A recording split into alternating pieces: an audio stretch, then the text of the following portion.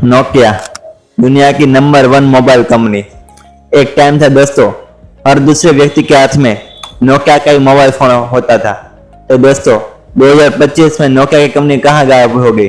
दुनिया की सबसे बड़ी कंपनी आज जीरो कैसे हो गई? आज हम बात करने वाले हैं इस वीडियो में। तो दोस्तों वीडियो स्किप मत करना, वीडियो आपके लिए बहुत यूजफुल हो सकती है। तो चलिए ज़्यादा समय न लेते हुए चलिए वीडियो शुरू करते हैं।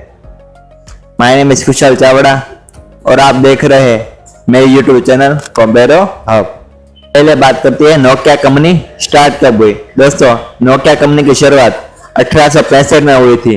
फिनलैंड में हुई थी उनकी स्थापना।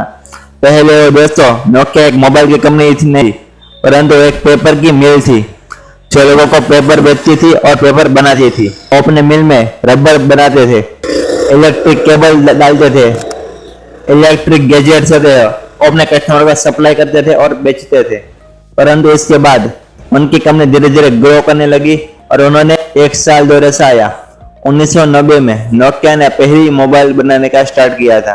फिर बात करें तो वहां पर जो दूसरे मोबाइल आते थे और लो बैटरी के थे और टूट जाते थे और इतने इम्पैक्टफुल नहीं थी। और वहां पर नोकिया ने ध्यान दौड़ा कि अगर हम मोबाइल बनाते हैं तो हमारी कंपनी ग्रो कर सकती है। तो उन्होंने पहला मोबाइल बनाया 1990 में दोस्तों। मोबाइल पर फोकस किया और उन्होंने स्ट्रॉन्ग बैटरी आप आती है जो टच करने की, जैसा नोकिया ने अपना मोबाइल पहला लॉन्च किया था और लोगों को नोकिया का आईफोन बहुत पसंद आया और लोगों उसको बहुत ज़्यादा खरीदी करने लगे। उनकी मार्केट डिमांड बहुत धीरे धीरे बढ़ने लगी। नोकिया की कंपनी ग्रो करने लगी और दोस्तों एक टाइम ऐसा आया जो नोकिया के लिए गोल्डन ईयर था। 1998 से 2007 के बीच दोस्तों नोकिया दुनिया की नंबर वन मोबाइल कंपनी थी। उनका प्राइस था और 40% प्लस में चल रहा था। तो बिजनेस बहुत ग्रो करने लगा था। टाइम पे हम बात करें कि जो फेमस मोबाइल जो ज्यादा बिकते थे, वैसे नोकिया के मॉडल नंबर क्या थे? तो नोकिया 1100, नोकिया 3310, 6600, ऐसे उनके मोबाइल बहुत ज्यादा बिक रहे थे। उस टाइम पर एक ऐसा टाइम था वहां पर हर दूसरे व्यक्ति के हाथ में नोकिया का जो मोबाइल है उनके हाथ में होता था। इसलिए नोकिया दुनिया की नंबर वन मोबाइल कंपनी उस टाइम पे थी। उनका बिजनेस बहुत ग्रो कर रहा था, दुनिया की नंबर वन कंपनी थी। परंतु दोस्तों यहाँ से नोकिया का फेलियर शुरू हुआ। 2007 में दोस्तों पूरी दुनिया में आईफोन ने एंट्री ली। उन्होंने एक ऐसा मोबाइल बनाया तो स्क्रीन टच हो, जो उसमें इंटरनेट स्ट्रॉन्ग हो और बैटरी सबसे बेस्ट हो। ऐसा मोबाइल दोस्तों आईफोन की कंपनी ने लॉन्च किया था। और दोस्तों यही पर शुरू होती है कि नोकिया ने बहुत बड़ी गलती कर दी।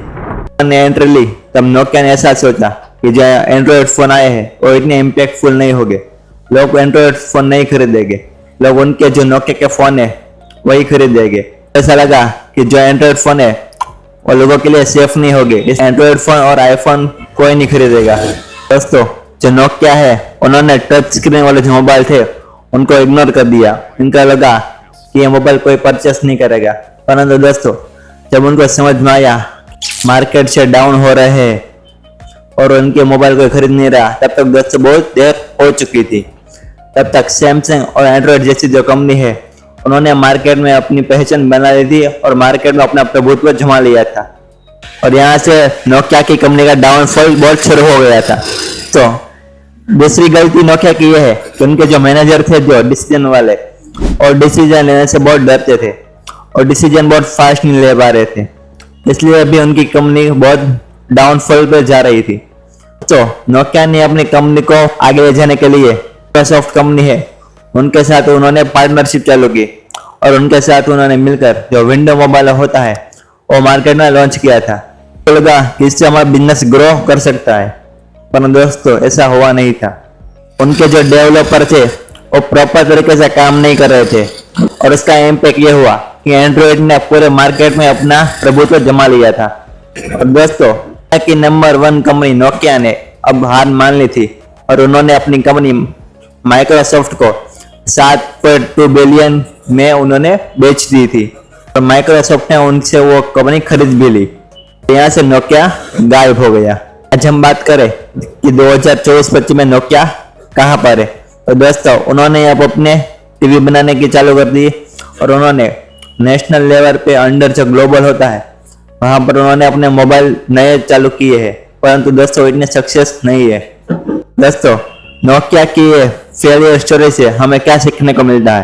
दोस्तों, हमें ये सीखने को मिलता है कि कोई भी स्टेज हो या कोई भी मार्केट हो, वहां पर कोई भी लीडर हो, वो परमानेंट नहीं है। समय का पता नहीं, कोई कहां से कहां नीचे आ जाए और कौन कहां कब ऊपर चला जाए।